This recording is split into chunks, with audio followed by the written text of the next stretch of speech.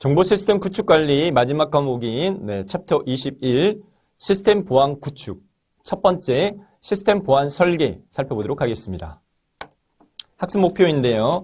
서비스 거부 공격의 개념과 서비스 거부 공격의 종류별 특징을 이해한다.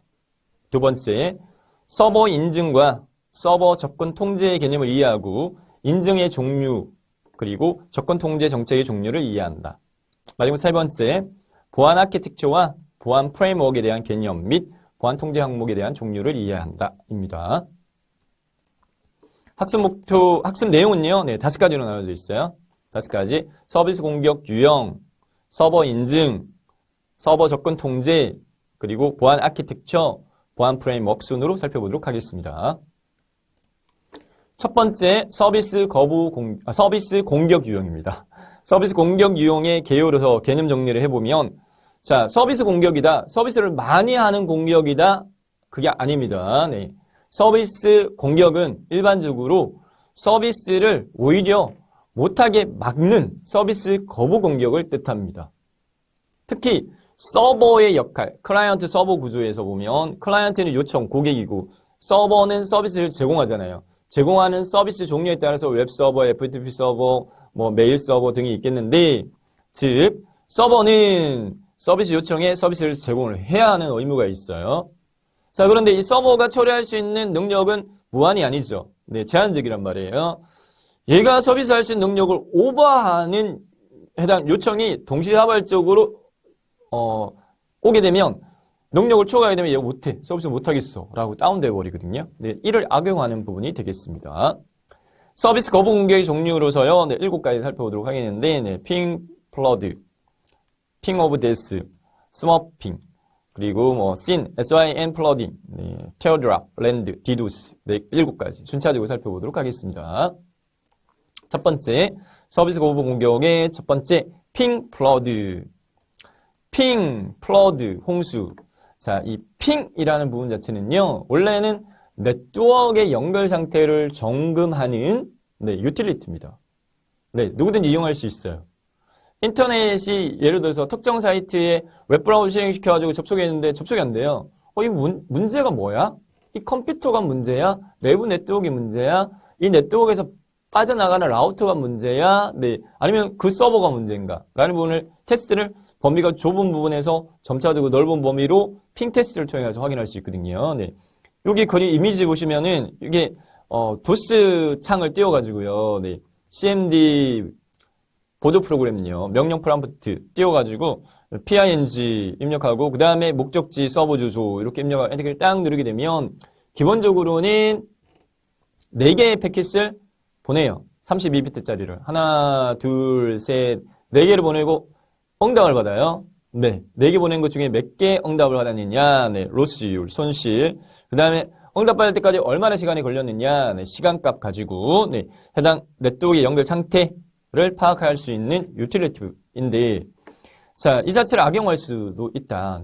먼저, 핑 플러드다. 네. 핑 플러드는요, 하나의 사이트에 매우 많은 양의 ICMP 에코 리퀘스트.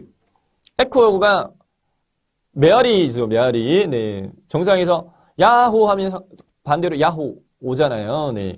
ICMP라고 하는 부분 자체는요, 네. 인터넷 컨트롤 메시지 프로토콜인데, TCP/IP 기반의 인터넷 통신 서비스에서 인터넷 프로토콜에 결합이 되어서 전송되는 프로토콜인데, IP에 대한 통신 중에 발생하는 오류 처리와 전송 경로 변경, 그리고 에코 요청, 에코 응답과 같은 제어를 위한 메시지를 취급하는 프로토콜입니다. 이 ICMP가 에코를 리퀘스트하는 요청을 받게 되면 리스판스를 해야 된다는 말이에요. 근데 그 리스판스를 할 수 있는 능력을 초과해서 요청을 하게 되면 그게 이제 핑 플러드입니다. 동시다발적으로 요청하게 되면 다운되어 버리는 거죠. 핑 플러드. 서비스를 할 수 있는 해당 핑의 요청을 동시다발적으로 오버해서 요청을 받게 되면 시스템 자원을 모두 사용해서 다운로드 되는 공격 방법이 되겠습니다. 두 번째는 연관되어진 부분인데요. 핑 오브 데스예요. 죽음의 핑이다 이렇게 되어 있는데, 핑 명령을 전송할 때 기본값은 아까 제가 구조상으로 말씀드릴 때 크기가 32바이트 크기입니다. 32바이트 크기인데 얘를 옵션을 지정해서요, 크기를 더 크게 지정할 수 있어요. 네, 맥시멈 크기가 얼마냐면은 허용 크기가 65,536바이트입니다. 그런데 네, 해당 얘 패킷 크기를 얘를 추가해가지고요. 네, 추가한 크기로 공격 대상자한테 핑 요청을 하는 거예요. 그러면 이제 공격 대상지 뭐 서버에서는 너무 큰 패킷에 네, 핑 요청을 받았을 때 네트워크가 마비되어지는 현상이 생길 수 있다. 네, 그래서 네, 뭐 졸트나 네, SPing이나 ICMP 버거나 네, 뭐 아이스 뉴 같은 경우에 변종 공격을 대비해서요. 네, ICMP 핑 메시지가 전송되지 못하도록 방화벽에서 차단하는 기술이 개발되어졌다. 핑 쉽네 하기가. 그래서 도스창을 띄워가지고 PING 하고 난 다음에 한 칸 띄우고 www.naver.com 하고 이렇게 딱 눌렀어요. 그러면 이렇게 4개 보내고 응답 받느냐? 안 돼요. 네. 네이버는 허용을 안 해요. 막아놨어요. 이게 악용 수단의 공격 툴이 되다 보니까 아예 우리는 핑에 대해서는 우리는 서비스를 응답 안 한다. 이렇게 설정이 되어 있거든요. 자, 예시로서 그냥 제가 보여드린 거예요. 네, 핑 테스트를 할 때 목적지 대상에 보내는 해당 그 사이즈 크기를 뭐 -L 가지고 네. 그리고 개수가 기본적으로는 4개거든요. 4개 보내고 4개 언급을 더 받는데 개수를 더 많이 늘릴 수도 있어요. -N 네, 옵션으로.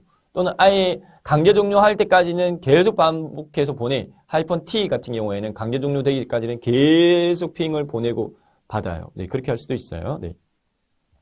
넘어가겠습니다. 스머핑입니다. 네, 스머핑. 스머핑은 IP나 ICMP 특성을 악용한 거다. 엄청난 양의 데이터를 한 사이트에 집중적으로 보냄으로써 네트워크 자체를 불능 상태로 만드는 공격 방법이다. 특정 서버만을 네, 해당 다운시키는 게 아니라 해당 서버가 존재하는 내의 네트워크를 네, 불능 상태로 만드는. 과정 질문이 크게 중요하지 않은데 네, 설명을 드리면 공격자가 패킷은요 네, 인터넷망에서요 데이터를 전송하는 전송 단위가 됩니다. 네, 전송 단위인데 이 패킷에는 헤드 정보가 붙어가지고 어디에서 출발했고 어디로 가는 거야 라고 하는 네, IP 정보들이 들어가 있어요. 그런데 해당 송신 보내는 주소 자체를 공격 대상의 컴퓨터의 IP 주소로 위장을 해가지고 네, 보내고 어디에다 보내느냐? 해당 네트워크의 라우터의 브로드캐스트 주소에다가 보낸다. 일반적으로 네트워크 회선을 이렇게 하나 가져왔어요. 네, C클래스 회선을 하나 가져갔다. 저희가 정보통신 파트에서 이제 인터넷 네, 주소 체계 저희가 다뤘었잖아요. 네, 다루면서 네트워크 회선을 하나 가지고 오면 네트워크 회선에 연결할 수 있는 컴퓨터의 대수는 해당 IP 버전 4 같은 경우에 클래스 등급에 따라 틀리다. 예를 들어서 C 클래스 하나를 가져왔다. 가져오게 되면은 네, 해당 연결할 수 있는 컴퓨터의 대수는 2의 8승, 256대. 근데 256대에서 2개 해당 IP는 빠져요. 네트워크 회선에 부여된 주소와 이 네트워크 회선에 연결되어지는 모든 컴퓨터에 브로드캐스트 하는 몽땅 다 한꺼번에 보내는 주소는 일반 사용자가 사용할 수 없는 IP 주소로 해서 -2씩 빠져요. 네.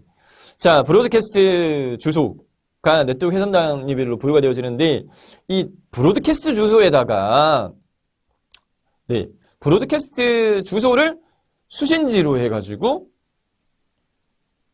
패킷을 전송을 한다.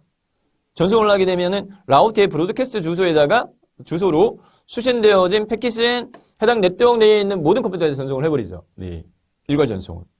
그러면 이 메시지를 받은 컴퓨터가 다시 네, 해당 응답 메시지를 보내는데 어디에 보내느냐? 아까 여기 어떻게 했다 그랬어요? 네, 공격 대상의 IP 주소를 위장을 했다 그랬죠. 그러면 이제 특정 해당 컴퓨터로 위장해서 보낸 송신지 해당 서버로 다시 응답 메시지가 집중적으로 네, 보내지면서 공격지의 네트워크 과부하로 정상적 서비스 수행이 불가능하게 하는 네, 방식이 스머핑입니다. 이 스머핑 공격을 무력화시키려면 네, 네트워크 라우터에 있는 브로드캐스트 주소를 사용하지 못하게 미리 설정하는 것이 바람직하겠다. 이렇게 정리하겠습니다. 네 번째, SYN 플러딩, 네, Sync 플러딩. 자, SYN은 synchronized 한다 이건데, 자, TCP OSI 7계층 네, 하면서 TCP는 전송 계층에서 신뢰성 있게 데이터를 보내는 역할을 담당하는 프로토콜이다라고 했었습니다. 네, 어떻게 신뢰성 있게 보내느냐 하면 얘는 철저하게요. 네, 3-way handshake라는 과정을 거쳐요. 3-way handshake를 악수한다는 말이잖아요. 네, TCP로 신뢰성 있게 전송하는 경우에는 보내는 쪽에서요. 네, 받는 쪽에다가 아니면 대상 서버에다가 나 너한테 접속해서 뭔가 요청할 거야 라고 하는 그 메시지를 보내기 전에 나 너한테 접속할 거야 라고 먼저 손을 내밀어요. 그러면은 서버 단에서는 접속해도 돼 라고 응답을 받고요. 그래? 그럼 나 이제 접속해서 데이터 보낸다 라고 이제 다시 응답 메시지를 보내고 난 다음에 데이터를 보내요. 네. 그래서 그 세 가지, 네, 3-way 핸드쉐이크 과정을 거친 다음에 데이터를 전송하는데, 첫 번째 단계가, 네, 클라이언트가 서버한테, 네, SYN은 Synchronize Sequence Number의 약어입니다. 네. SYN 패킷, 나 이제 나하고 너한테 접속할 거야 라고 하는 메시지를 보내는 해당 그 패킷에 어디에서 보내진다라고 하는 주소를요, 가상의 클라이언트, 해당 주소가 있는 게 아니라 가상의 클라이언트 주소로 해서 보내는 거예요. 네. 자, 그러면 서버 단에서는 접속해도 돼 라고 하는 메시지를 보내는 거는 두 번째 메시지 뭐냐면 sync ack acknowledge입니다. 네. 알겠어. 그래도 보내도 돼 라고 하는 네. 두 번째 단계의 전송 패킷은 서버에서 클라이언트한테 sync ack 패킷을 보내는데, 전송지가 있는 게 아니라 가상의 클라이언트 IP 주소로 위장해서 보내졌기 때문에 얘가 정상적인 주소가 아니잖아요. 네, 그러면 해당 이 싱크액 신호 자체가 제대로 전달이 안 되겠죠. 전달 안 되지만 얘는 어쨌든 서버는 연결할 거야 라고 요청을 받게 되면 연결해도 돼 라고 하면서 얘가 연결할 수 있도록 접속을 받아들이기 위한 메모리의 일정 공간을 확보를 합니다. 서버 단에서는요. 확보를 해놓는 거죠. 네.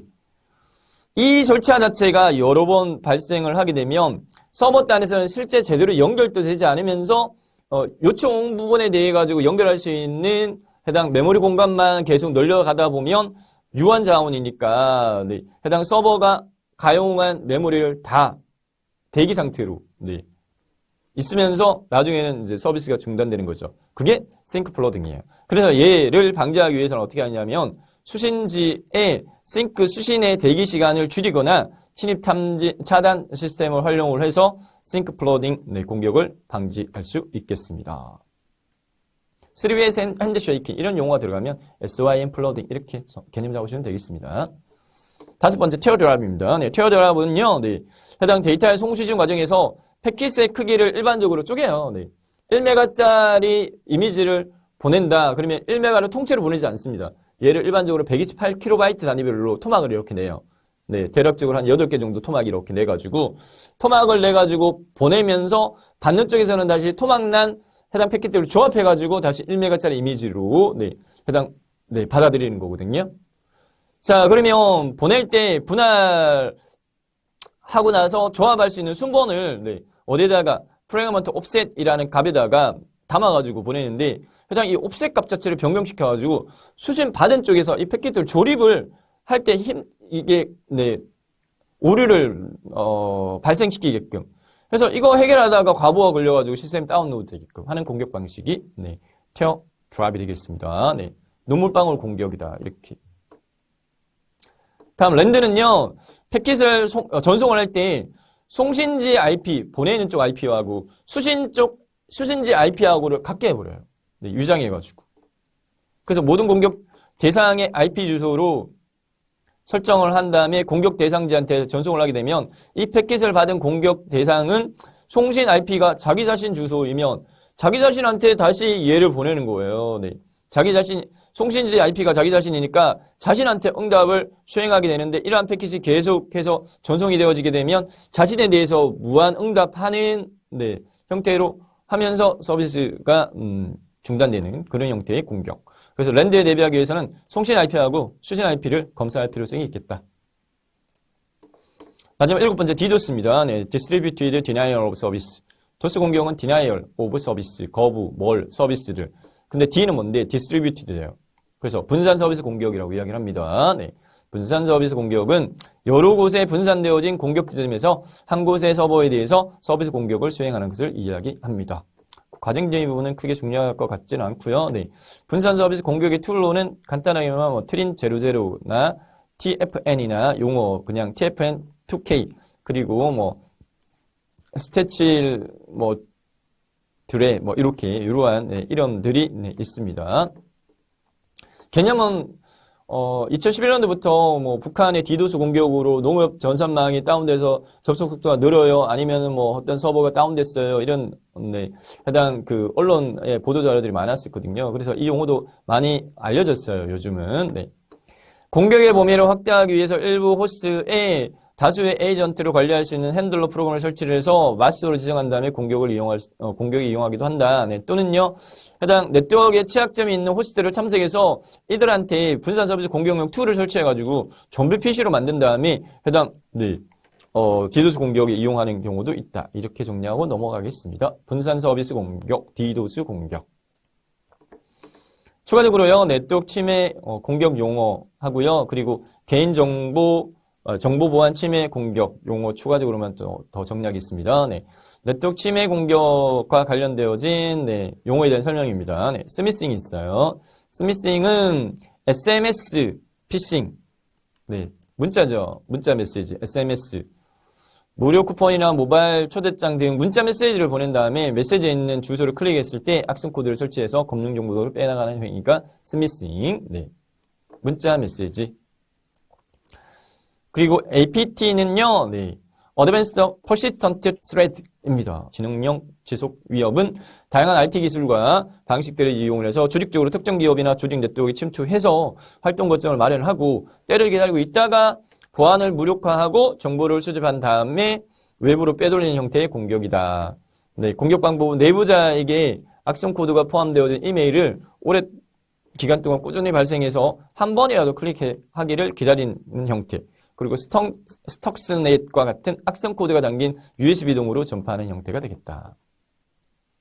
다음, 스피어 피싱입니다. 네, 스피어 피싱은 사회공학의 한 기법인데 네, 특정 대상을 선정한 다음에 그 대상에게 일반적인 이메일로 위장한 메일을 지속적으로 발송을 해서 메일 내용의 본문 링크나 첨부된 파일을 네, 클릭하도록 유도해서 사용자 정보를 탈취하는 부분이다. 네, 앞부분하고 약간 비슷하게 한다, 그죠? 네, 근데 여기는 사회공학을 한 기법이다. 사회공학이라고 하는 부분은 컴퓨터 보안에 있어가지고 인간 상호의 어떤 작용에 깊은 신뢰를 바탕으로 하는 사람을 속여가지고 정상적 보안 절차를 깨뜨리기 위한 비기술적 시스템 침입 수단이 되겠습니다.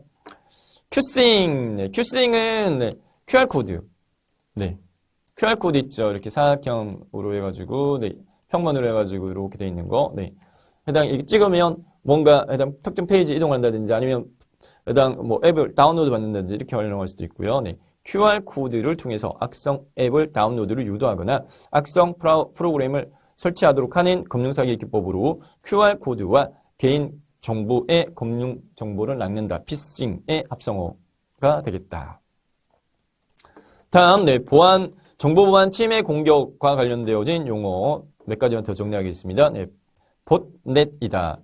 자, 이 용어들은요, 이전에 해당 시험 출제 기준이 바뀌기 전에 네, 실기 파트의 IT 신기술 부분에서 보안과 관련해서 나왔던 부분들이라서 네, 일반적으로 제가 체킹한 사항으로는 기출문제를 활용할 가능성이 높아요. 그래서 이 부분도 저희 이 서비스 공격 유형과 연관된 부분이라서 추가 정리를 해드리는 겁니다. 네. 봇넷이다. 네. 악성 프로그램에 감염이 되어서 악의적 의도로 사용될 수 있는 다수 컴퓨터들의 네트워크 연결 형태를 봇넷이라고 한다. 웜이다. 네. 보안 관련된 부분. 네. 네트워크에 연속적으로 자기 복제 기능, 자기 자신을 복제해서 시스템 보안을 높인다. 그래서 결과적으로는 네트워크 망 자체를요, 시스템뿐만 아니라 네트워크 망을요, 마비시키는. 네트워크를 통해 연속적인 자기 복제 기능. 웜. 제로데이 공격이다. 네. 보안 취약점이 발견이 되어버렸어요. 보안 취약점이 발견되었을 때, 발견된 취약점이 널리 공표되기 전에 해당 취약점을 통해서 이루어지는 보안 공격을 제로데이 공격이라고 합니다. 랜섬웨어다. 네, 랜섬웨어는 인터넷 사용자의 컴퓨터에 잠입해서요, 내부 문서나 파일이나 이러한 것들을 암호화시켜버려요. 내용 못 보게끔.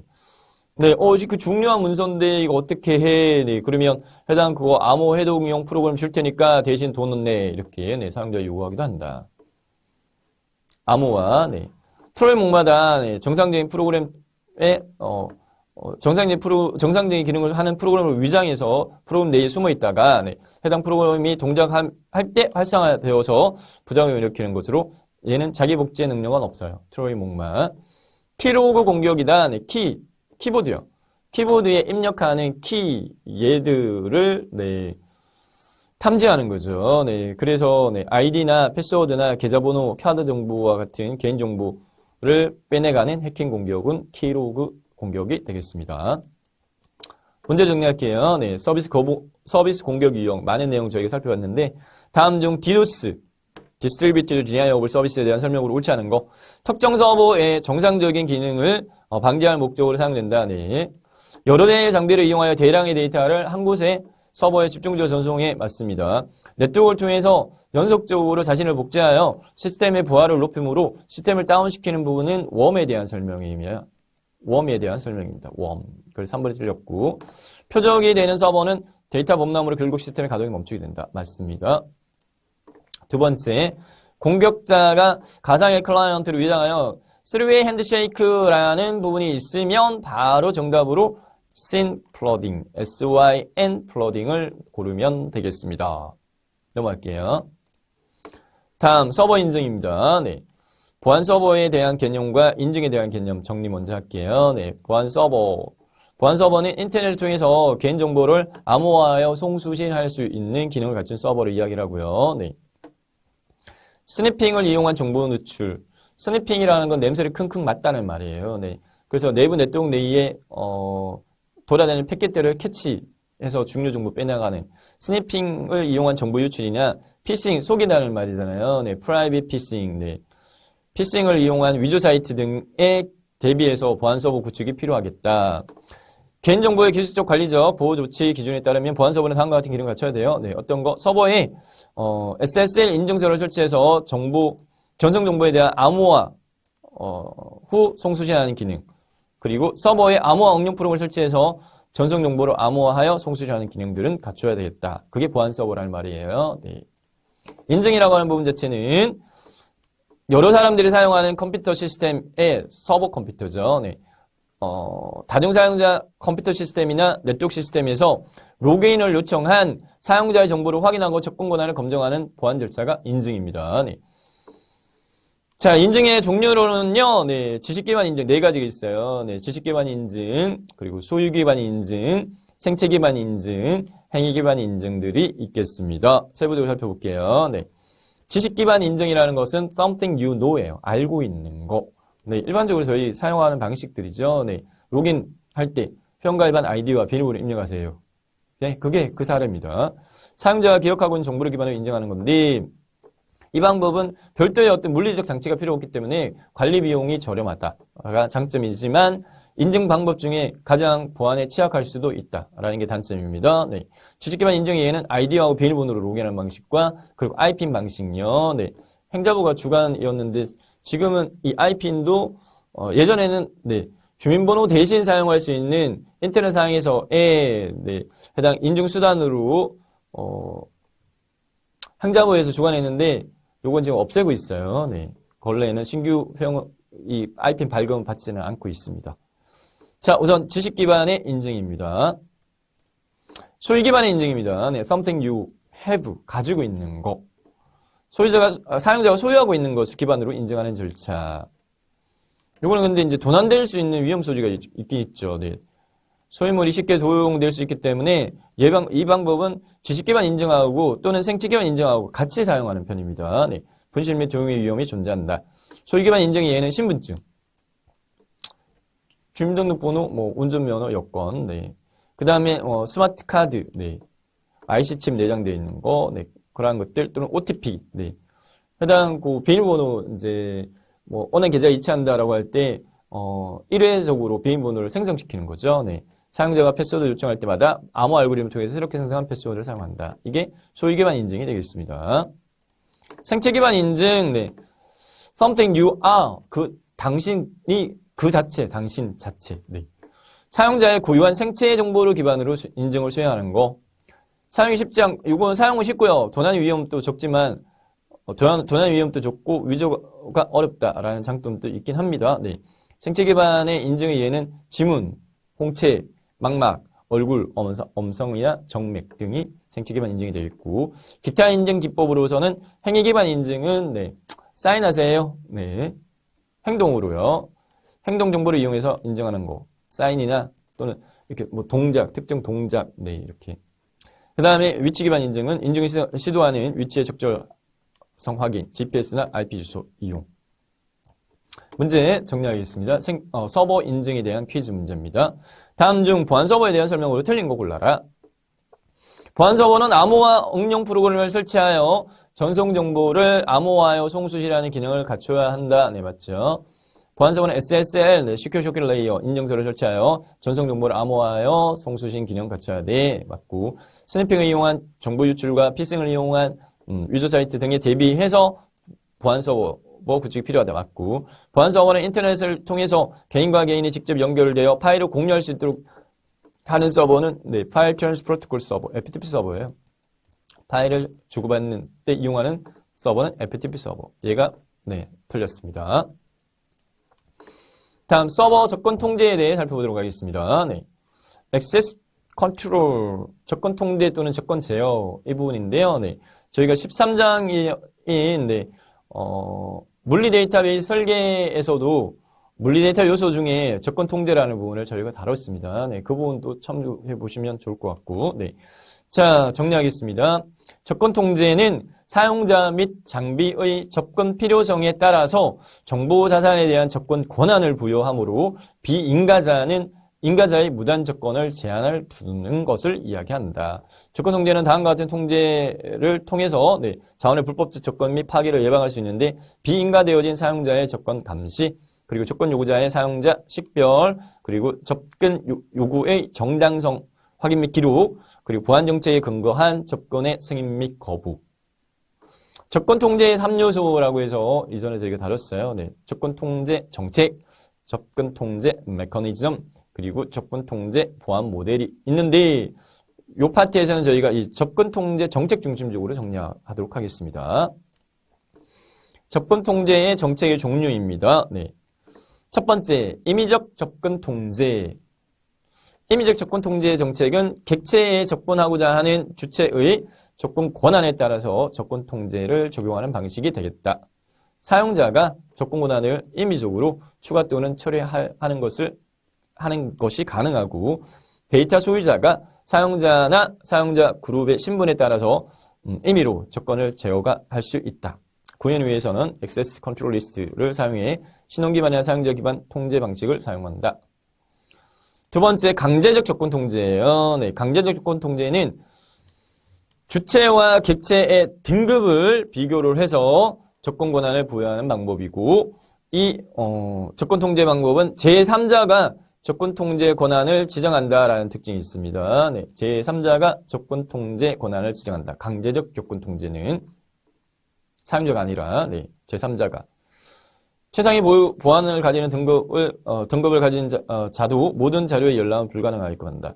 보안 등급과 규칙 기반과 관리 기반 접근 통제 방식으로 모든 주체 및 객체에 대해 일정하며 어느 하나의 주체, 객체 단위로 접근 제한을 설정할 수는 없다. 임의적 접근 통제와 비교한 강제적 접근 통제의 특징이었고, 그리고 역할 기반의 접근 통제다. 네.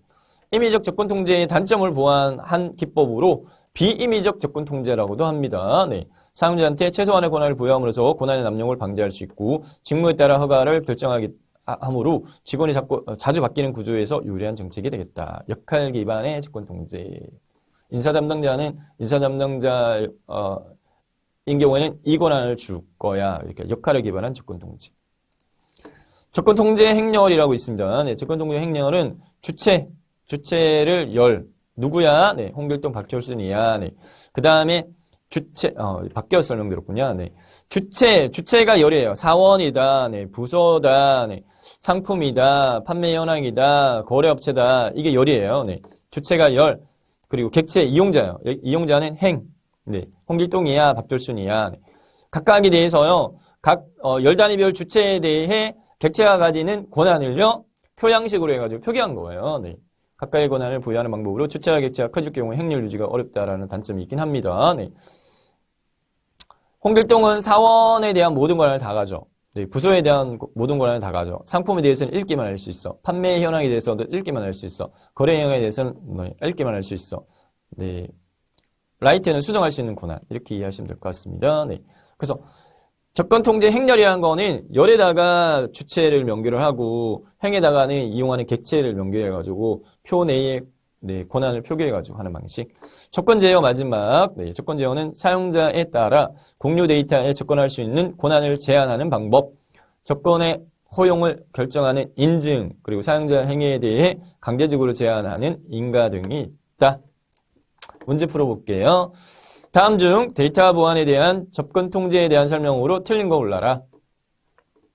접근 통제는 객체와 이를 이용하는 주체 사이에 정보의 흐름을 제한한 것을 이야기한다. 네, 맞죠?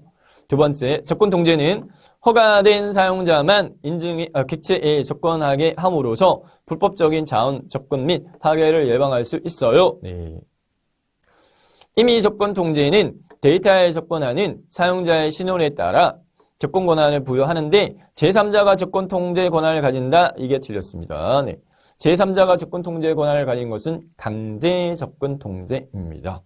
강제 접근 통제는 주체와 객체의 등급을 비교하여 접근 권한을 부여 그리고 객체별 보안 등급과 사용자 인가 등급을 부여할 수 있다. 다음 내용으로서 보안 아키텍처. 네. 짧게 살펴볼게요. 보안 아키텍처하고 보안 프레임워크는 네, 내용이 많지가 않습니다. 보안 아키텍처는 정보 시스템의 무결성, 가용성, 기밀성 이게 뭐였어요? 보안의 3요소였죠. 보안의 3요소. 무결성, 가용성, 기밀성을 확보하기 위해 보안 요소 및 보안 체계를 식별하고 이들 간의 관계를 정의한 구조이다. 구조, 아키텍처.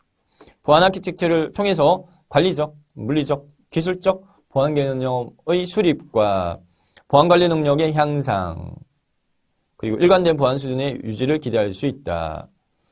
관리적 보안이라고 하는 부분은 보안 정보보호 정책, 정보보호 조직, 정보자산 분류, 정보보호 교육 및 훈련, 인적 보안, 업무, 연속성 관리 등을 정의한 거고, 물리적 보안은 건물이나 사무실이나 대한 출입 통제 지침이나 전산실 관리 지침이나 정보 시스템 보호 설치 및 관리 지침, 재해복구센터 운영 등에 대한 정의가 물리적 보안이 있고, 기술적 보안은 사용자 인증이라든지 접근 도형이나 PC 서버, 네트워크, 응용 프로그램 데이터 등에 대한 보안 지침 정의가 기술적 보안에 해당되어지겠습니다.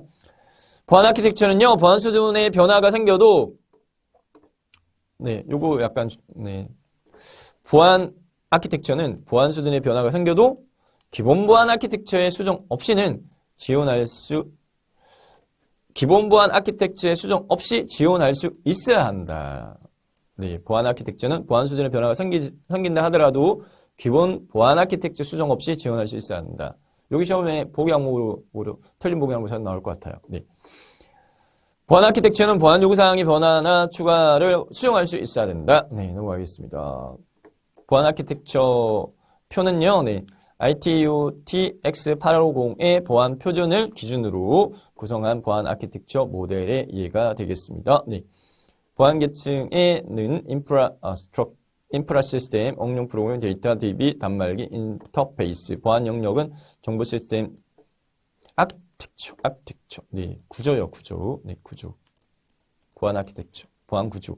보안 영역으로 분류할 때는 대상으로서 포함 대상으로 정보 시스템, 네, 제어 시스템, 클라우드, 무선, 그리고 사물 인터넷. 보안 요소로서는 보안 요소, 네, 인증, 접근 통제, 네, 그리고 데이터 처리 보호, 암호화, 추적 감사, 위협 탐지로 이렇게 나누는 경우도 있다. 자, 보안 프레임워크입니다. 네, 보안 프레임워크의 개념입니다. 프레임워크는 뼈대, 골조를 의미하는데 보안 프레임워크라고 하는 부분은 안전한 정보 시스템 환경을 유지하고 보안 수준을 향상시키기 위한 체계. 해당 네, 국제 표준으로서는 ISO 국제표준기구의 27001 모델이 있습니다. 네, ISO 27001 모델은 정보 보안 관리를 위한 국제 표준으로서요. 네, 일종의 보안 인증이자 가장 대표적인 보안 프레임워크입니다. 브리티시 스탠더드 인스티튜트가 제정한 BS779 기반으로 구성이 되어졌고, 네, 조직에 대한 보안 관리 규격이 정의되어 있어서 실제로 심사 및 인증용으로도 사용되고 있습니다. ISO 27001의 보안 통제 항목들의 종류인데요. 네, 개괄적으로만 네, 보겠습니다. 요구사항 주요 내용 통제 항목 수 이렇게 되어 있는데 보안 계층은 정보보호 수행을 위한 경영 방식과 지원 사항이 주요 내용이고 통제 항목은 2개 그리고 정보보안 조직 네, 효과적인 보안 관리를 위한 조직의 책임과 역할 통제 항목 수 7개 자산 관리 그리고 개괄적으로 볼게요. 네, 인적자원 보안 접근 통제, 암호화, 물리적 및 환경적 보안, 통신 보안, 운영 보안, 시스템 획득 개발 및 유지 보수와 공급자 관계, 그리고 정보보호 사고 관리, 정보보호 측면 업무 연속성 관리, 중거성과 같은 요구 사항들이 있고 주요 내용 및 통제 항목 수로 정리되어 있는 게 네, 간단하게 정리한 게 ISO 27001 해당 모델 내의 네, 보안 통제 항목들이 되겠고요. 모의 평가로 내용 정리하도록 하겠습니다. 1번입니다. 네, 5문제만 정리할게요.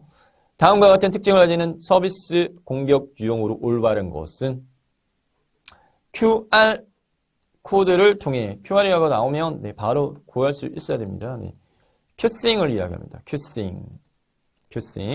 QR 코드 통해서 악성 앱 다운로드 유도하거나 악성 프로그램 설치로 네, 하는 검증사기 기법이다. 이렇게 되어 있어요. 네, 1번 큐싱. 두 번째, 다음이 설명하는 건 무엇인가? 다중사용자 컴퓨터 시스템 또는 네트워크 시스템에서 로그인을 요청한 사용자의 정보를 확인, 접근 권한을 검증하는 보안 절차다. 네. 이 사람은 우리 시스템에 가입된 가입자냐, 네. 어떤 권한을 가지는 해당 이용자인가라는 부분 자체를 검증하는 절차는 인증 절차죠. 인증, authentication, 로그인 절차라든지, 네, 아이디 입력하세요, 비밀번호 입력하세요, 네, 아니면은 지문 네, 입력하세요, 뭐 이렇게. 네.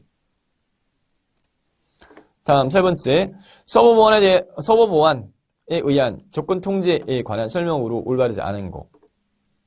식별 및 인증은 시스템에 로그인할 수 있는 사람을 결정, 그리고 인간은 인증된 사람이 생기는 것을 결정하고, 네. 그리고 책임은 해당 사용자가 무엇을 하였는지를 밝힌다. 서버 보안에 의한 접근 통제는 인증과 인가가 필수이고, 감사는 필수 항목에 포함되지 않는다. 이건 내용에서 저희가 안 다뤘어요. 네. 이러한 형태의 문제화해서 나올 수 있어서 제가 정리한 건데, 네. 문제 풀면서 추가 설명을 드리는 부분입니다. 서버 보안의 접근 통제에는요, 인증, 인가, 감사, 이 세 가지가 다 필수 항목이에요. 서버 보안에 의한 접근 통제에는 인증, 인가, 감사 세 가지가 다 필수 포함 사항이다. 그래서 여기 틀렸고, 네. 접근 제어 시스템은 식별 및 인증, 인가, 책임의 기본 서비스를 제공한다. 인가는 역할 기반 접근 통제, 그리고 접근 통제 목록, 그리고 네, XACML과 같은 정책 언어 등에 추가된다. 이렇게 정리하겠습니다. 네 번째 문제. 다음 중 보안 아키텍처에 대한 설명으로 잘못된 거. 보안 아키텍처란 정보 시스템의 무결성 개념 문제입니다. 정보 시스템의 무결성, 가용성, 기밀성을 확보하기 위한 보안 요소 및 보안 체계를 식별하고 이들 간의 관계를 정의한 구조예요. 맞고요. 보안 아키텍처는 보안 요구사항의 변화나 추가를 수용할 수 있어야 된다. 오류 보안 아키텍처를 통해서 관리적, 물리적, 기술적 보안 수립, 보안 개념의 수립, 그리고 보안 관리 능력의 향상, 일관된 보안 유지 수준의 유지를 기대할 수 있다. 네. 오류가 아니라, 네. 보안 아키텍처를 통해가지고, 네. 보안 아키텍처를 통해서 관리적, 물리적, 기술적 보안 개념 수립, 보안 관리 능력 향상, 일관된 보안 수준 유지할 수 있다. 맞습니다. 네. 이거 빠져야 될 것 같아요. 네. 오타인 것 같아요. 마지막으로 보안 아키텍처는 보안 수준의 변화가 발생할 경우에 기본 보안 아키텍처를 수정하여 빠른 변화에 대응하여야 된다. 이렇게 되어 있는데, 네. 보안 아키텍처는 기본 아키텍처의 수정 없이라고 저희가 내용사항에서 학습을 했었습니다. 네. 기본 보안 아키텍처 수정 없이도 네, 변화에 대응하여야 된다. 틀린 건 4번입니다. 다음 중 대표적인 보안 프레임워크인 ISO 27001 모델에 대한 설명으로 틀린 거. 보안 프레임워크. 보안 프레임워크란 안전한 정보 시스템 환경을 유지하고 보안 수준을 향상시키기 위한 체계를 말해요. ISO 27001은 정보보호 관리를 위한 국제 표준이고 일종의 보안 인증입니다. ISO 27001은 BSI가 제정한 BS 7799를 네, 기반으로 구성한 거예요. 맞고 ISO 27001은 조직에 대한 정보보안 관리 규격은 제외되어 있어 심사 인증용으로 사용할 수 없다. 네. ISO 27001은 심사 인증용으로 사용하고 있습니다. 네, 그래서 틀린 것은 4번입니다.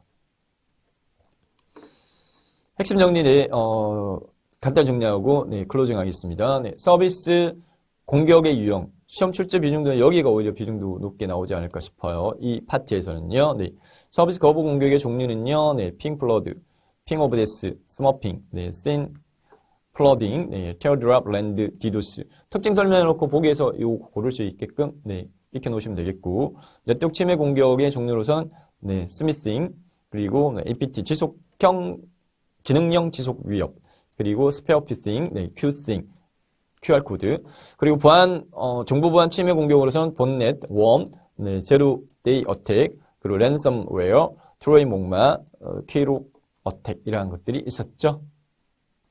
두 번째, 서버 인증 파트에서 살펴봤던 내용입니다. 네, 보안 서버라는 거는 인터넷을 통해서 네, 개인정보를 암호화하여 송수할 수 있는 기능을 갖춘 서버를 뜻했고, 인증이라는 부분은 네, 로그인을 요청한 사용자의 정보를 확인하고 조건 권한을 검증하는 보안 절차였고요. 네, 인증의 종류는 네 가지, 네, 지식 기반 인증, 네, 그리고 소유 기반 인증, 생체 기반 인증, 그리고 행위 기반 인증이 있었습니다. 서버 접근 통제 파트에서 살펴봤던 내용으로서는 접근 통제는 사용자 및 장비의 접근 필요성에 따라서 정보 자산에 대한 접근 권한을 부여함으로써 비인가자에 대한 무단 접근을 제한했고, 접근 통제의 3요소는 접근 통제 정책, 접근 통제 메커니즘, 그리고 네, 접근 통제 보안 모델이 있었습니다.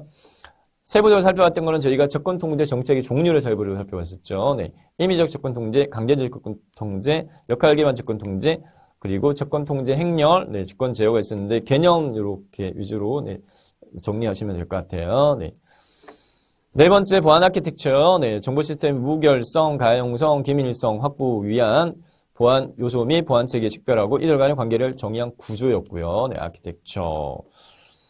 보안 아키텍처를 통해 가지고요. 물리적, 네, 관리적, 기술적 보안 개념의 수립과 보안 관리 능력의 향상, 그리고 네, 일관된 보안 수준 유지를 기대할 수 있고, 보안 아키텍처는 보안 수준의 변화가 생겨도 기본 보안 아키텍처의 수정 없이, 아까 이 틀린 목이 나왔죠. 네.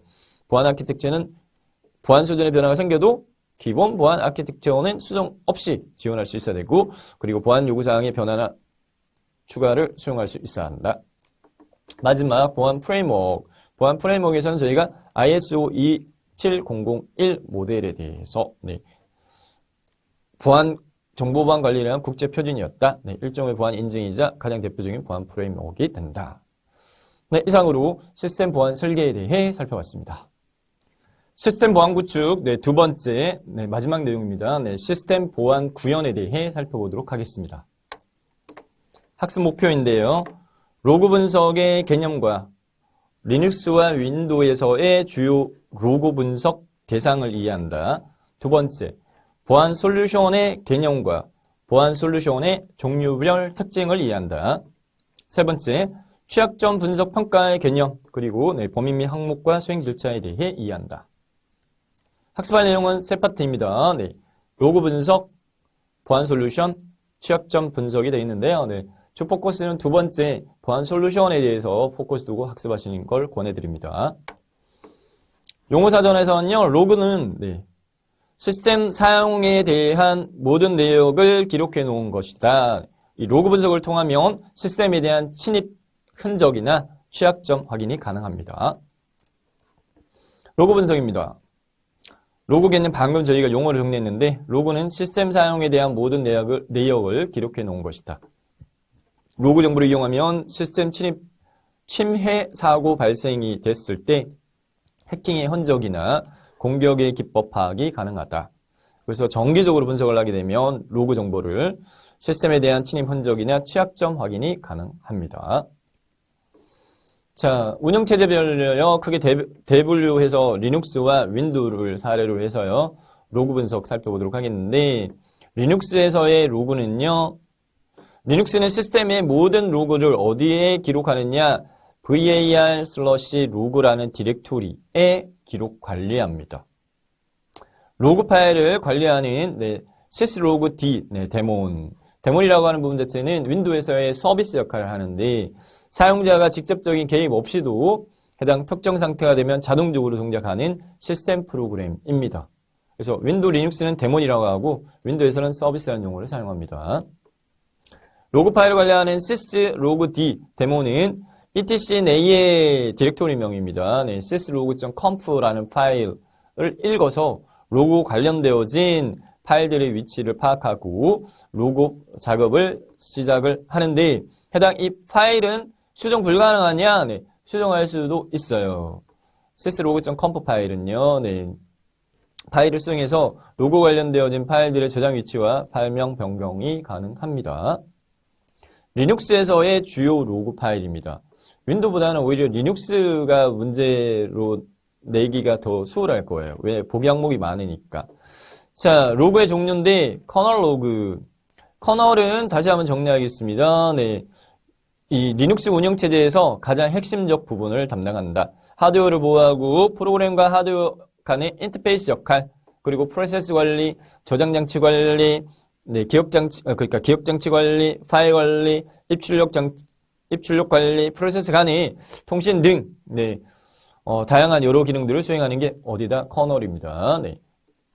이 커널 로그는요, 해당 관련된 파일이 뭐냐? 얘만요, dev라는 디렉토리 안에 저장되어져요. 다른 로그 파일들은 다요, var 디렉토리 안에 저장되어져요. var 디렉토리 안에 저장되어지는데, 커널 로그는 dev 디렉토리 안에 console이라고 하는 파일에 저장되어집니다. 해당 얘를 다루는 데몬 서비스는 커널이에요. 자, 내용적인 부분을 보게 되면 커널에 관련된 내용을 관리자에게 알리기 위해 파일로 저장을 않고 지정되어진 장치에 표시를 해 이렇게 소개하고 있습니다. 커널에 관련되어진 내용을 관리자에게 알리기 위해 파일로 저장하지 않고 지정된 장치에 표시된다. 그러니까 연관되어진 콘솔이잖아요. 이 명령창이잖아요. 명령. 콘솔. 화면, 명령. 자, 두 번째 부팅 로그다. 부팅 로그는 var 로그 디렉토리 내에 부트.로그 파일에 저장을 하는데 연관 데모는 부트고요. 부팅 시에 나타나는 메시지를 기록한다. 그리고 크론 로그는요. 작업 스케줄러인 크론 작업 내역을 기록한다. var 내의 로그 내의 크론 연관된 데모는 크론 D. 그리고 시스템 로그는 커널에서 실시간으로 보내지는 메시지를 기록한다. 관련 파일은 var 내의 로그 내의 messages, syslogd, 데몬. 그리고 보안 로그는요, 시스템 접속에 대한 로그를 기록한다. 접속 기록. var 내의 로그 내의 secure, 보안 로그, secure. XINET 데몬, 연관 관련 데몬이고, FTP 데몬, FTP를 접속하는 사용자에 대한 로그를 기록한다. export 로그, FTP 데몬, 메일 로그, 송수지 메일에 대한 로그를 기록한다. send mail pop, 이렇게 관련 데몬으로 정리할 수 있겠습니다. 자, 다음요. 윈도우 부분인데요. 윈도우 운영체제 내에서는 이벤트 뷰어를 이용을 해서요. 이벤트 로그를 확인할 수가 있습니다. 이벤트 뷰어는 어디에서 저희가 볼 수 있느냐 하면 제어판에 있는 관리 도구 중에 이벤트 뷰어를 선택해서 실행시킬 수 있고요. 물리적으로 해당 이벤트 로그들이 저장되어지는 물리적 경로는 C 드라이브 내에, 윈도우즈 내에, 시스템 32 내에, EVT 내에 로그스라는 폴더 안에 저장되어지는데, 네, 윈도우 10 기준입니다. 네, 이 경로 제가 설명드리는 거. 자, 이벤트 뷰어를 실행했을 때 이러한 창이 떠요. 네, 이러한 창이 뜨면서 보면은 네, 사용자 지정 보기, 윈도우즈 로그 네, 이렇게 있습니다. 네, 이벤트 뷰어 창의 실행 화면입니다. 자, 윈도우의 이벤트 뷰어의 로그 종류 5가지 있는데요. 네. 억령 프로그램과 관련된 로그는 억령 프로그램에서 발생하는 네, 이벤트를 기록하고요. 기록되는 이벤트는 억령 프로그램 개발자에 의해서 결정할 수 있겠다. 보안과 관련된 로그는 로그온 시도나 파일이나 객체 생성, 조회, 제거 등의 리소스 사용과 관련되어진 이벤트를 기록한다. 그리고 시스템 로그는 윈도우 시스템 구성 요소에 의해 발생하는 이벤트를 기록하고요. 그 셋업은 네, 어떤 설치죠. 네, 프로그램 설치와 관련되어진 이벤트 목록. 그 다음에 포워디드 이벤트는 다른 컴퓨터와의 상호작용으로 발생하는 이벤트를 기록하는 로고가 되겠습니다. 퀴즈요. 네, 다음 중 리눅스의 주요 로그 파일이 아닌 건 뭔데? 자, 좀 전에 저희가요, 네, 몇 개를 정리했었냐면은 리눅스 로그 파일 종류요. 네, 둘, 넷, 여섯, 7개 정리했었거든요. 커널, 부팅, 크론, 시스템, 보안, FTP, 네, 메일. 자, 첫 번째 콘솔이라고 하는 부분 자체는 앞서서 네, 저희가 커널에 대한 네, 커널에 대한 커널 로그에서 관련 파일로서 콘솔을 저희가 정리했었죠. 네. 얘만 DV 내의 컨솔이에요 라고 특징을 약간 제가 말씀을 드렸고 다른 것들은 다 VAR 카테고리 안에 포함되어진다 이렇게 했었죠. 네. 자, 2번 커널은 로그 파일이 아니라 커널의 로그 파일은 콘솔이에요. 네. 그래서 얘가 틀렸어요. 크론 스케줄러요. 네. 스케줄러, 크론, 그 다음 시큐어 보안적인 부분. 네. 해당 리눅스의 주요 로그 파일들은 맞고 2번이 틀렸습니다. 다음 두 번째 문제. 다음 중 윈도우의 이벤트 뷰어를 통해서 확인할 수 있는 로그 항목이 아닌 것은 아까 로그 항목 저희 몇 개 살펴봤냐면 5개 살펴봤었거든요. 네. 억령 프로그램 맞고요. 시스템 네. 맞고요. 보안 네. 맞고요. 네. 그다음에 로그인이라고 하는 부분 자체는 로그인 횟수라든지 이런 것들은 어디에 보안 로그 파일에 기록되는 내용입니다. 얘는 내용. 네, 그래서 4번이 틀렸습니다. 다음 보안 솔루션으로 넘어가도록 하겠는데요. 네, 보안 솔루션이 오히려 시험에 나올 확률이 좀 높습니다. 네, 보안 솔루션에 대한 개념입니다. 보안 솔루션이란 접근 통제, 침입 차단 및 탐지 등을 수행하여 외부로부터의 불법적 침입을 막는 기술 및 시스템을 보안 솔루션이라고 한다. 주요 보안 솔루션의 종류 총 8가지 저희 위주로 살펴보도록 하겠습니다. 8개. 네. 살펴볼게요. 뒤에 방화벽 침입 탐지 시스템, 네, IDS 침입 방지 시스템, 데이터 유출 방지, 웹 방화벽, VPN, 네, NAC, 그다음에 네, 엔터프라이즈 시큐리티 매니저, ESN까지 빠졌는데 네, ESN까지 총 8개 살펴볼게요. 순차적으로 보겠습니다. 네. 방화벽부터 볼게요. 보안 솔루션의 종류 첫 번째 방화벽 파이어월. 방화, 네, 파이어, 불이잖아요. 벽, 네. 화재가 발생했을 때 화재의 전파를 막는 벽이 방화벽이죠. 네. 건축 용어인데 해당 컴퓨터 시스템에서 네, 보안용으로 사용하고 있습니다. 기업이나 조직 내부의 네트워크와 인터넷 간에 전송하는 정보를 선별하여 수용할까 거부할까 수정할까와 같은 기능을 가지는 침입 차단 시스템이에요. 불이 번지는 걸 막는다. 네. 얘도 방화벽도 외부에서요. 외부에서 내부로 들어오는 걸 막아요. 내부에서 외부로 나가는 걸 허용을 합니다.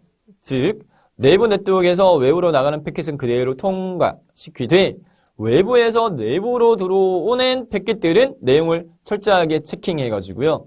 네, 인증된 패킷만 통과시키는 역할을 담당합니다. 해킹 등의 외부로의 정보 유출을 막기 위해 사용이 되어진다. 파이어월, 방화벽. 네. 이 시험에 나올 확률이 높아요. 예전부터 자주 나왔어요. 다음, 침입 탐지 시스템. 네, 약어가 IDS입니다. 네. 침입, intrusion. 네. 탐지, 디텍션, 발견한다. 디텍션 시스템, 약어가 IDS, 침입 탐지 시스템. 컴퓨터 시스템이 비정상적인 사용이나 잘못 사용된 거, 오용, 그리고 남용, 네, 너무 무분하게 사용된 거, 이런 것들. 컴퓨터 시스템의 비정상적인 사용과 오용과 남용 등을 실시간적으로 탐지한다. 네, 탐지에 포커스를 두고 있습니다. 네, 발견하는 거예요. 네. 방화벽과 같은 침입 차단 시스템만으로는 내부 사용자의 불법적인 행동과 외부 해킹에 100% 완벽하게 대처하는 게 힘들더라. 그래서 문제가 발생한 경우에 모든 내외부 정보의 흐름을 실시간적으로 차단하기 위해 해커 침입 패턴에 대한 추적과 해커 침입 패턴에 대한 추적과 유해 정보 감시가 필요하더라. 네, 그래서 사용하는 게 침입 탐지 시스템이고, 오용 탐지는 미리 입력해둔 공격 패턴이 감지되면 알려주는 부분이고요. 이상 탐지는 전체적인 시스템의 상태하고 비교했을 때 비정상적인 행위나 자원 사용이 감지되면 알려주는 종류들이 있습니다. 침입 방지 시스템입니다. 네, 다음 침입 방지. 약어가요 IPS예요. 네, 인트루전 침입을 프리벤션 한다고요. 막는다고요. 네, 시스템. 이거는 방화벽. 앞단의 방화벽은 차단이었죠. 네, 차단이었고 그 다음에 좀 더 살펴본 건 침입 탐지였어요. 그래서 방화벽과 침입 탐지 시스템을 결합한 게 침입 방지 시스템입니다. 비정상적인 트래픽을 능동적으로 차단하고 격리하는 등 방어 조치를 취하는 보안 솔루션이다. 침입 탐지 기능으로 얘도 있다고 그랬잖아요. 이 두 개 결합했으니까 차단 기능뿐만 아니라 탐지 기능도 있다. 네. 침입 탐지 기능으로 패킷을 하나씩 검사한 후에 비정상적인 패킷이 탐지가 되면 방화벽 기능으로 해당 패킷을 차단한다. 네 번째, 데이터 유출 방지. 약어가 DLP인데요. 네, 오늘 살펴보게 되면 데이터 리키즈 로스 프리벤션. 내부 정보의 외부 유출을 방지하는 보안 솔루션이야.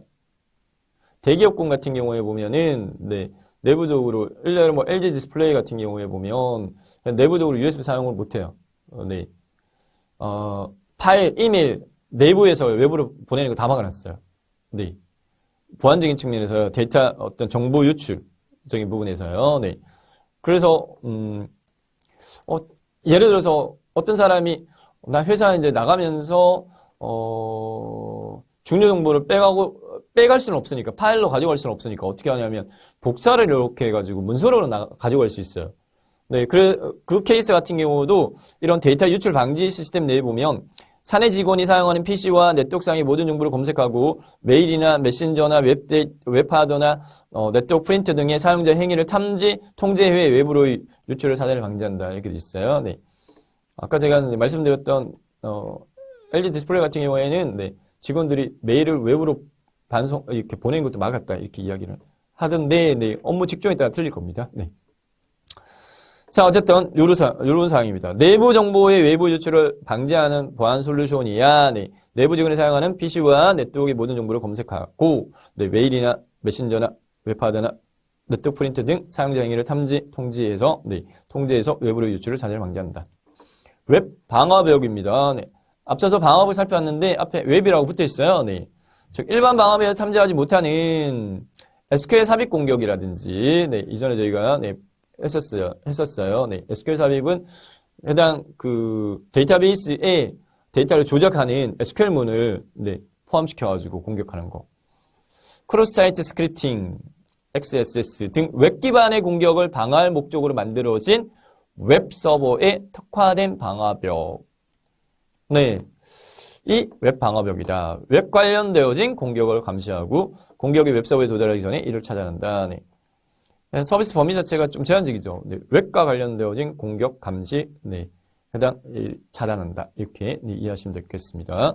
다음 VPN입니다. 네. VPN은 약어인데, Virtual Private Network입니다.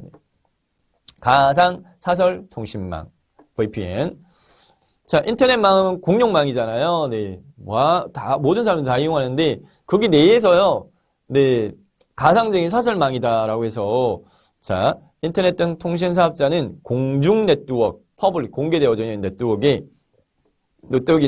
암호화 기술을 이용을 하여 사용자가 마치 자신의 전용 회선을 사용하는 것처럼 해주는 보안 솔루션이 VPN입니다. VPN은 암호화되어진 규격을 통해서 인터넷망을 전용선의 사설망으로 구축한 것처럼 이용하므로 비용 부담은 줄일 수가 있겠고, 네. 그리고 원격지의 지사나 업무소나 이동 근무자가 지역적 제한 없이 임무 수행을 가능하게 도와줄 수 있다. 이렇게 정리하겠고, 네. 총 8개 중에 6개 있고요. 7번째, NAC. 네. NAC는 약언대의 네트워크 액세스 컨트롤입니다. 네. 네트워크 접근 통제. 네트워크에 접속하는 내부 PC의 맥 주소라고 하는 부분은 랜카드 주소라고 보시면 돼요. 랜카드별로 고유한 번호가 48비트 주소가 부여되어 있어요. 네. 언어 제조사에서 만든 몇 번째 랜카드야 이렇게 네, 고유 주소, 중복되지 않는 주소가 부여되어 있습니다. 궁극적으로 네트워크에 연결된 컴퓨터로 구분하는 수단은 불변의 고유 주소가 맥이거든요. 랜카드거든요. 네. 내부 PC의 맥 주소를 IP 관리 시스템에 해당 랜카드에 부여하는 IP 주소는 바뀔 수는 있어요. 그래서 이제 해당 이 IP 관리 대장을 적을 때 보면 어떤 뭐 사무실에 있는 누구 컴퓨터 맥 어드레스 주소, IP 주소 이렇게 네. 대장 관리를 하거든요. IP 관리 시스템에 등록한 후에 일관되어진 보안 관리 기능을 제공하는 보안 솔루션이야. 내부 PC의 소프트웨어 사용 현황을 관리하여 불법적인 소프트웨어 설치를 방지할 수 있고, 일반적인 배포 관리 기능을 이용해서 백신이나 보안 패치 등의 설치 및 업그레이드를 수행한다. 마지막으로 네트워크에 접속한 비인가되어진 시스템을 자동으로 검출하여 자산을 관리하는 보안 솔루션이 NAC다. 내부 PC의 맥 주소를 IP 관리 시스템에 등록해 일관된 보안 관리 기능을 제공하는 보안 솔루션이라고 정리하겠습니다. 마지막으로 ESM입니다. 네, Enterprise Security Management의 약어인데요. 네, 기업 보안 관리, 네, 뭐 전사적 보안 관리, 다양한 장비에서 발생하는 하나의 장비가 아니라 네, 다양한 장비에서 발생하는 로그 및 보안 이벤트를 통해서 관리하는 보안 솔루션이야. 방화벽, IDS, IPS, 웹 방화벽, VPN 등에서 발생하는 로그 및 보안 이벤트를 통합 관리, 네, 통합 관리함으로 비용 및 자원을 절약한다. 보안 솔루션 간의 상호 연동을 통해서 종합적인 보안 관리 체계를 수립할 수가 있겠다. 보안 솔루션 단위별로 약간 장단점 또 기능 차이가 있으니까 요거를 이제 종합적인 측면에서 해당 중복되어진 거는 일부 요거 약간 뺄 수 있고 조정적인 부분을 해서 통합 관리해서 비용 및 자원을 줄일 수 있고 종합적인 보안 관리 체계 수립이 가능하다. 그게 뭔데? 네. Enterprise Security Management ESM이라는 보안 솔루션입니다. 문제 풀고 정리하겠습니다. 네, 1번. 다음에 제시되어진 내용과 관련되어진 보안 솔루션으로 올바른 것은 SQL 삽입 공격, 크로스 사이트 스크립팅 요것만 봐도 네, 답을 구할 수 있을 것 같긴 합니다. 네, 웹 기반 공격 방어 목적으로 만들어진 웹 서버에 특화된 솔루션인 네, 웹 파이어월이죠. 네, 웹 파이어월, 네, 웹 방화벽 1번이 정답입니다. 두 번째, 컴퓨터 시스템의 비정상적인 사용과 오용과 남용 등을 실시간적으로 탐지 발견한다는 말이에요. 네, 하는 시스템인데 약어로만 제가 일부러 구성을 했는데 원어로 제가 안 풀었어요. 네, 자, 공격력, 네, 공격을 탐지는 디텍션이죠. 디텍션, 인트루전 디텍션, 네, 시스템. 그래서 IDS 3번이 정답입니다. IPS는 프리벤션, 네, 막는다는 거고, 네, 침입 방지 시스템이었고, VPN은 Virtual Private Network, 가상사설 네트워크망이었고, NAC는 Network Access Control 약어였죠. 다음, 네, 취약점 분석 마지막 파트입니다. 네, 취약점 분석은 자, 분석만 하는 게 아니라 평가적인 부분을 덧붙여가지고 일반적으로 합니다. 그래서 같이 묶어가지고 취약점 분석 평가 이렇게 네, 묶어서 살펴봅니다. 취약점 분석 평가의 개념.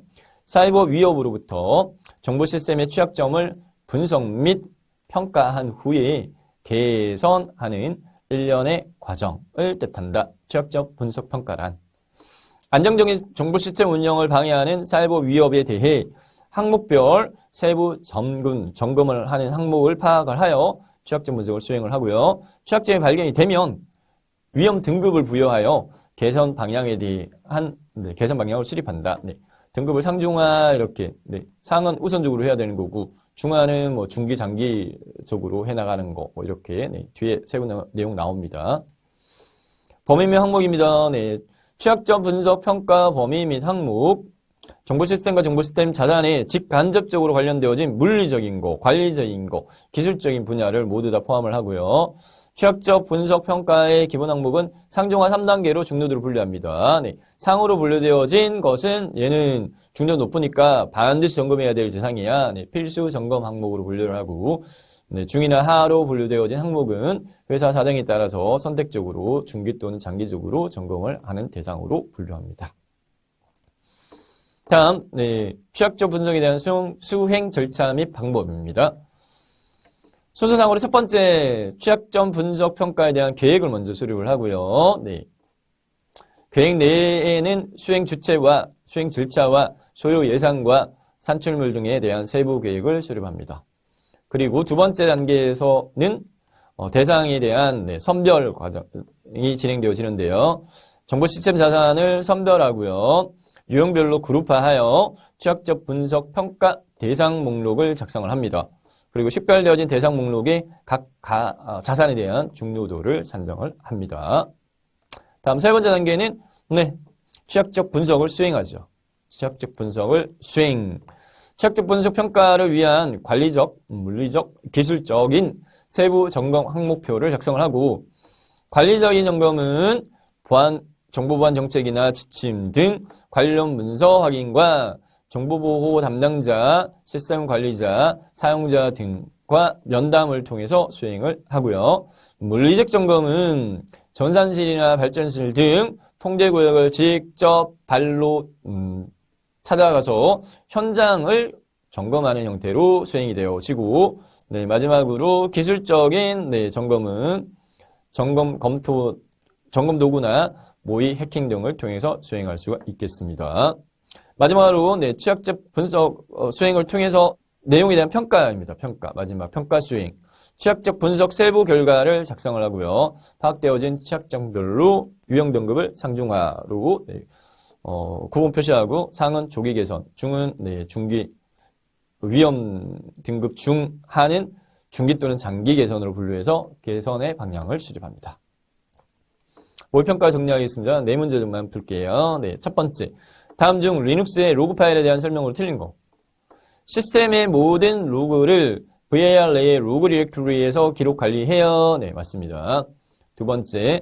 로그 파일 중에 메일 로그는 VAR/로그 내의 메일 로그는 주고받는 메일에 대한 로그를 기록 관리해요. 맞습니다. syslog.conf 파일, config 파일인데 로그 관련되어진 파일들의 위치가 기록되어 있어요. 수정되거나 삭제하지 않도록 관리해야 된다라는 설명은 틀렸어요. 해당 syslog.conf 파일은 내용을 수정하거나 삭제할 수 있습니다. 로그 파일 중에 커널 로그는 커널에 관련되어진 내용을 관리자에게 알리기 위해 파일로 저장하지 않고 진행된 장치에 표시한다. 설명 맞습니다. 두 번째, 다음은 무엇에 대한 설명인가? 기업이나 조직 내부의 네트워크와 인터넷 간에 전송하는 정보를 선별하여 수용, 거부, 수정 기능을 가진 보안 시스템이야. 내부 네트워크에서 외부로 나가는 패킷은 그대로 통과. 외부에서 내부로 들어오는 거는 면밀히 체크해서 인증된 패킷만 통과하는 구조야. 파이어월에 대한 설명입니다. 방화벽.